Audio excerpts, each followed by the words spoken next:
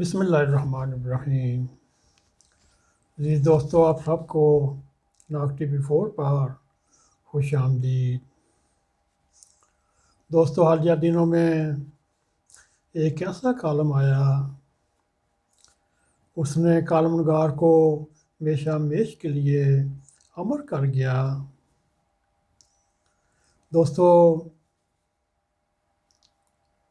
وہ فرماتے ہیں ہم 45-50 سال سے جنرل ضیاء الحق کی نصیحتیں اور سبق موز واقعات سنتے سنتے پوری قوم کے کان پک گئے، اور وہ جس راہ پر چلے اس کے لیے وہ کافی تھے، اور ان کے بعد کسی آنے والے کے لیے انہوں نے وعظ و نصیحت کا میدان نہ چھوڑا۔ اس لیے حیرانگی ہوتی ہے، اور اس وقت کا سربراہ حکومت ضیاء الحق بننے کی کوشش کرتا ہے،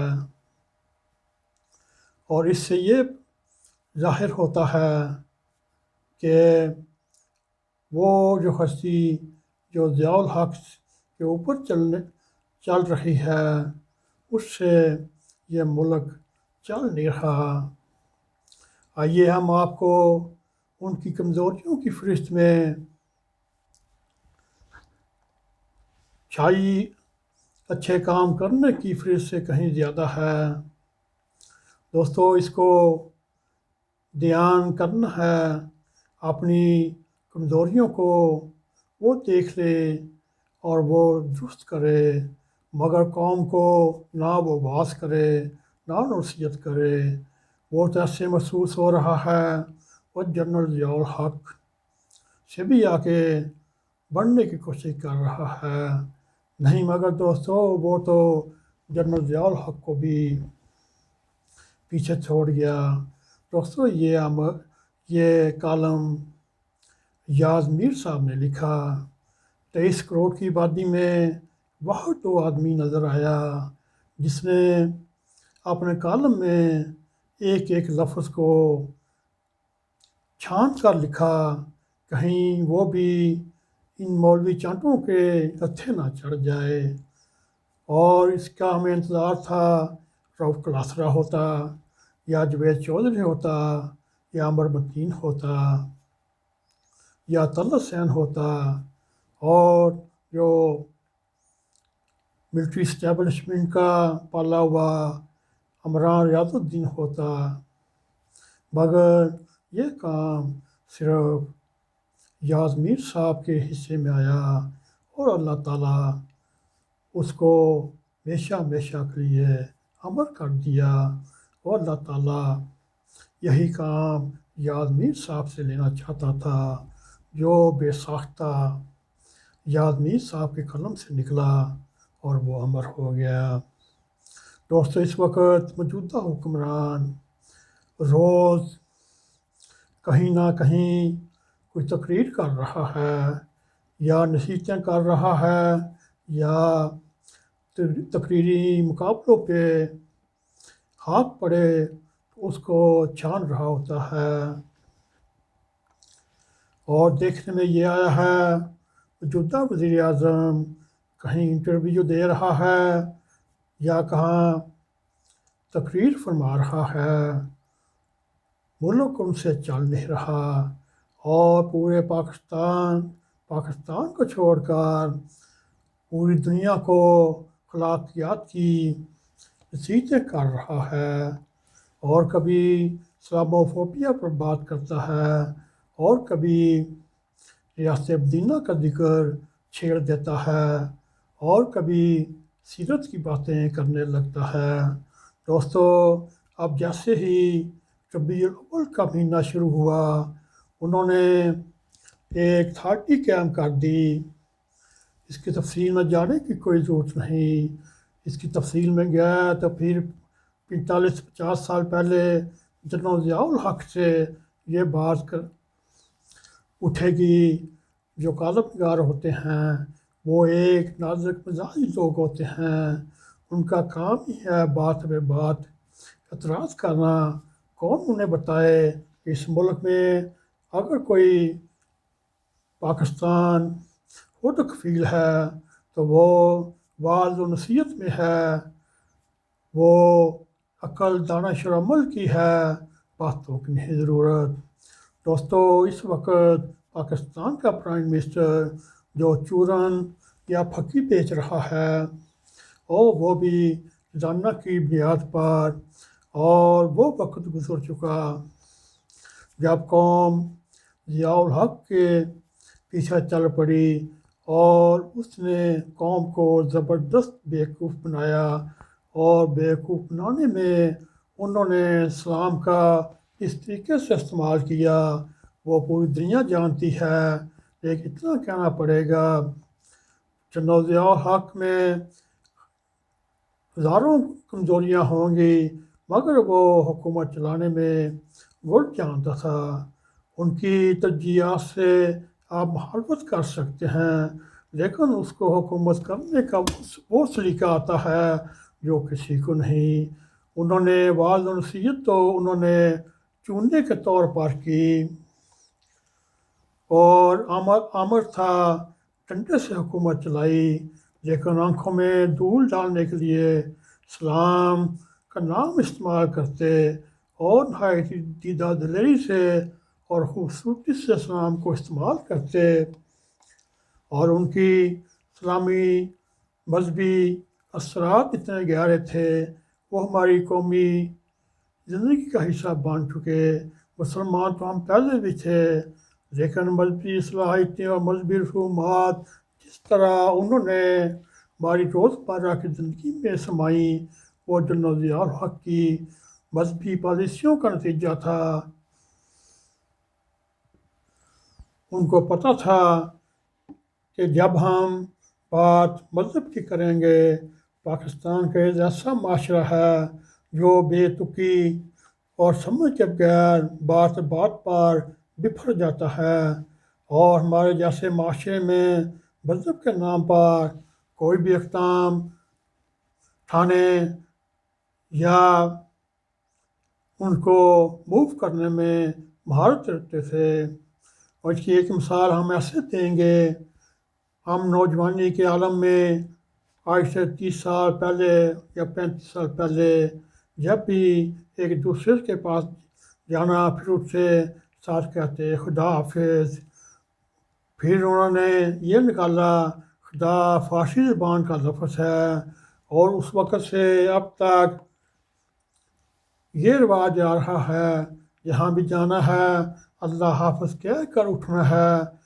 اور ایک اور مثال دینے کی کوشش کرتے ہیں، منٹو پارک میں 1940 میں مسلم لیگ کا ایک جلسہ ایسا ہوا، اس جلسے میں قرارداد پاکستان پیش کی گئی۔ دوستو، آپ کو سب کو علم ہے صدارت کس نے کی؟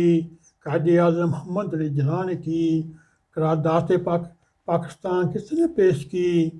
وہ بنگال کے مایا ناز لیڈر AK فضل الحق تھا، اور اس میں کون کون سے رہنما شامل ہوئے ہمیں وہ بھی پتہ تھا، لیکن دوستو آج تک یہ نہیں پڑھا اس جلسے میں تلاوت کس نے کی اور نظم کس نے پڑھی۔ یہ تو خیال ویسے ہی ذہن میں آ جاتا ہے۔ بہرحال ہم تو جنرل ضیاء الحق کی بات کر رہے تھے، اور وہ اپنی فنکاری کے ساتھ ساتھ رموز اقتدار بھی جانتا تھا۔ اس وقت جو صاحب جو پرائم منسٹر نازل ہوئے ہیں، اور ان کی حکمرانی کے حوالے سے پورے کارکردگی واجبی سے بھی زیادہ نہیں، لیکن خطرہ یہ ہے یہ جو وعظ و نصیحت کہہ رہا ہے، یہ در حقیقت جنرل ضیاء الحق کو بھی مار پار کر اس سے آگے تک پہنچ چکا ہے۔ اور جو وہ روز یا تقریر کر رہے ہوتے ہیں یا انٹرویو دے رہے ہوتے ہیں، تقریر بھی موقع محل مناسب سے کی، مگر وہ بھی نہیں۔ یہ جو اس وقت پاکستان کی قوم کو مبلغ اعظم یا رہنما ملا، وہ اب قوم کے ایسے ذرائع کیسے یہ تو دانہ کی بنیاد پر وعظ و نصیحت اور دعائیں کرا رہا ہے، مگر یہ سوچنے والی بات ہے اس وعظ و نصیحت کا پاکستان کی قوم پر اس وقت اثر نہیں ہو رہا۔ یہ ان کی اپنی بھول ہے۔ عوام کو اس وقت کیا چاہیے؟ عوام دکھ درد سے رو پیٹ رہی ہے، وہ چیخ رہی ہے۔ ماہرین مہنگائی کے حوالے سے جو بھی کہیں، یہ بھی کہیں عالمی منڈیوں میں قیمتیں بڑھ رہی ہیں اور پاکستان میں تیل پورے برصغیر سے سستا ہے، مگر ایسی باتوں کا کیا مدعا؟ یہ صاحب تو وقفے ڈالے بغیر ہی بولتے جاتے ہیں۔ شام کو دیکھیں، پروگرام دیکھیں، اخبارات دیکھیں، اور ایسا کوئی بھی نہیں دن جاتا جہاں یہ تبلیغ نہ کر رہے ہوں۔ قوم کیا چاہتی ہے میرے دوستو؟ حکمران اور ان کے کچھ ساتھ نہیں، ہمارے اخلاقیات کے پیچھے یہ پڑے رہتے ہیں۔ سب سے بے حیائی تو ان جیووں کا تکبر اور انا اور قربا کی لاچاری ہے۔ یہ اونچ نیچ حکمرانوں کو نظر نہیں آتا۔ دوستو ان کے لیے دعا کریں۔ اے میرے سیاستدانوں، خدا رہا چونکہ نہیں، دلیل کے طور پر آج میں ایک ایسی مثال دینے لگا ہوں۔ وہ چیز 18,000 روپے کی ایک بوتل آتی ہے۔ تو دوستو اس وقت پاکستان میں 18,000 روپے کی ماہانہ تنخواہ کسی خاندان کی ہو تو وہ خوش قسمت گنا جاتا ہے، کیونکہ عوام کی ایک پود پوری تیار ہو چکی ہے جس کی 18,000 آمدن سے کم آمدن ہے۔ دوستو یہ ریاست مدینہ کا پرچار کرنے والے جو معاونین ہیں، مشیران ہیں، وزراء ہیں، ان کے بیانات، ان کی تقریرات، ان سے گالم گلوچ سن لیں اور شباد گل ورگا نہایتی لعنتی عالمی کے قوال زرین پڑھیں اور ان کو یہ کہتا ہے ہم تعلیم یافتہ ہیں۔ میرے خیال میں یہ پڑھے لکھے جاہل ہیں اور ان کو اس قسم کی حقیقتیں نظر نہیں آتی، لیکن قوم کی اخلاقیات درست کرنے میں یہ ان کو تڑپ رہتی ہے۔ دوستو اس اخلاقیات کا ذمہ دار کون ہے؟ اس اخلاقیات کا ذمہ دار جس نے PTI کے لیے منشور لکھا وہ پاکستان کے بلکہ دنیا کے مشہور و معروف حسن صدار ہیں، اور ٹی وی پہ لائیو پروگرام گالیاں نکالنے میں ارشاد بٹی جو ماہر ہیں، ان دونوں کا قصور ہے۔ کیا پھر بھی یہ دیکھنے میں آتا ہے جیسی قوم ویسے ہی رہنما۔ آخر میں ہم جاتے جاتے پرائم منسٹر صاحب کو یہ کہتے جا رہے ہیں، محترم پرائم منسٹر صاحب، وعظ و نصیحت کے لیے یہاں کوئی کمی نہیں، بستے کو ہر گلی کے کونے پر قائم ہیں، اور وہ لاکھوں خطیب ہوں، بام ہوں، جنہوں نے ممبر و محراب کا بیڑا اٹھایا ہوا ہے۔ آپ اگر اس پسند پہ ووٹوں یا کسی اور حرکت کو موو کرنے میں برجمان ہیں تو آپ کے فرائض کچھ اور بنتے ہیں۔ اللہ تعالیٰ نے آپ کو حکومت کی ذمہ داری عطا فرمائی، آپ اسے نبھائیے۔ باقی لوگ بہت ہیں، تبلیغ کرنے والے، وعظ کرنے والے، اخلاقیات کی رہنمائی کرنے والے، ان شعبہ جات کی آپ نے کیوں درد سر اپنی ذمہ داری کیوں اٹھائی ہوئی ہے؟ اپنا آپ سے کام نہیں ہو رہا، لیکن 22 کروڑ 23 کروڑ لوگوں کو نصیحت کرتے رہنا یہ دھموں پر نمک پاشی کے مذراف ہے۔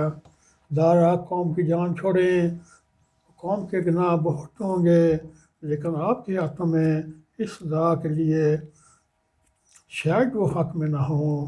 دوستو یہ تھا ہمارا آج پروگرام۔ یہ آدمی صاحب نے ایسا کالم لکھا وہ ہمیشہ ہمیشہ کے لیے امر ہو گیا۔